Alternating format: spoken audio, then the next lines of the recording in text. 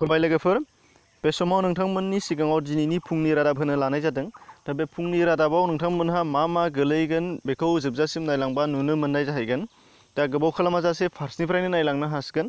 दा फार्स्टआव नुनो मोननाय जादों बन्दनि समाव हठात 31 मेसिम आसाम पुलिसनि गोख्रों बिफावनि फिथाइ मोननो हानाय जादों। दा बे गोख्रों बिफावनि फिथाइ बायदियै नोंथांमोननि सिगाङाव दिन्थिनो लानाय जादों। मैया बिथांमोनहा गावसिनि फेसबुक पेजआव पोस्ट होदोंमोन। दा बाहाय नुनाय बायदिब्ला मास्क गानैनि थाखाय फाइन फोनांनायानो गासै 35,98,700 रां जमा जाबाय होनदों। दा बेयो जोबोद जोंनि नोगोरारिफोरनि लाजिनांथाव। एसेग्राब वार्निं होसेयावबो जोङो बेबायदि मानिनो हायालासे फाइन लाजालायनाया जोंनि थाखाय जोबोद दुखुनांथाव। फारसेथिंजाय इन्सिडेन्ट भाय'लेसननि थाखाय 3,208 जाबाय होनदों आरो बेनिफ्राय रेजिस्टार केस जानाया 2,679 जादों होनदों। बेनिफ्राय हमजानाय सुबुंफोरनि अनजिमाया 4,609। बेनिफ्राय भेहिकेल डिटेन खालामजानाया 30,256 आरो बेनिफ्राय बट हमजानाया नाव हमजानाया गासै 34 जादों होनदों आरो बिनि उनावहाय गासै कालेक्सन फाइन जानाया गासै 3 कौटि नोंथांमोना नुनो मोनदों। नैबे लास्टआव 3,10,10,850 रां। दा बेबायदि मोनसे जोंनि लकडाउननि समाव आसाम पुलिसा बोखांनो हानाय जादों। कंग्रेचुलेसन बावहरबाय आसाम पुलिस बिथांमोननिसिम जाहाथे बे हाबाखौ मावनायनि थाखाय। आरो बिनि उनावहाय नेक्स्टनि निउसआ जानो हागौ नोंथांमोननि थाखाय मैयानि दिनाव हठात 31 मे सानाव 24 घन्टानि गेजेरावनो महाराष्ट्र रायजोआव जोबोद दुखुनांथाव 2,487 केस मोननाय जादों होनदों गोदानै। आरो बिनिनो मैया सानसेनि गेजेरावनो 89 सा सुबुंनि जिउआ गोमानांगौ जानानै फैदों होनदों। आरो दा बेजों लोगोसे मैया मोनासिम गासै केसआ रायजोआव हठात महाराष्ट्र रायजोआव 67,655 सा जाहैबायमोन होनदों।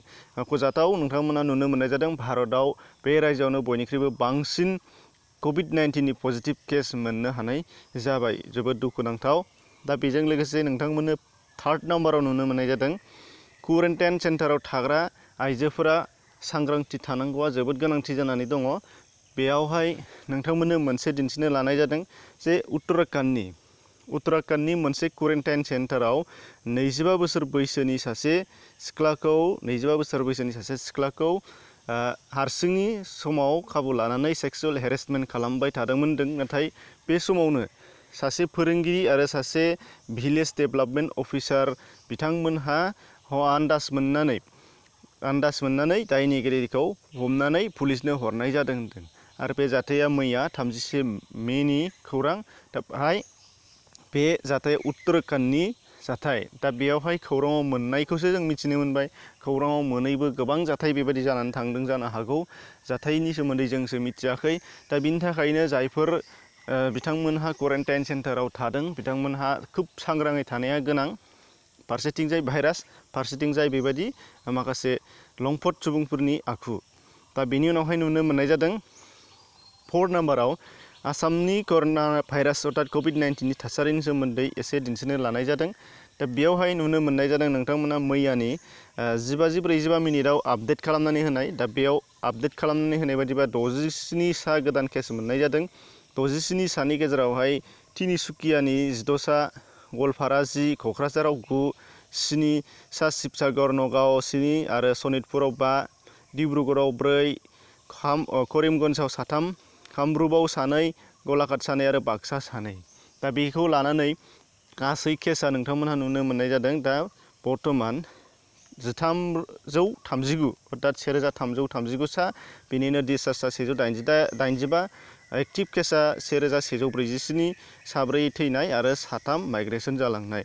दा बेनि मैयानि जानाखि लिस्ट बे हिसाबै बड'लेण्ड हालामाव गासै 11 सा गोदानै केस मोननाय जादों। दा बेयाव क'क्राझारनि 9 सा आरो बाक्सानि 2 सा।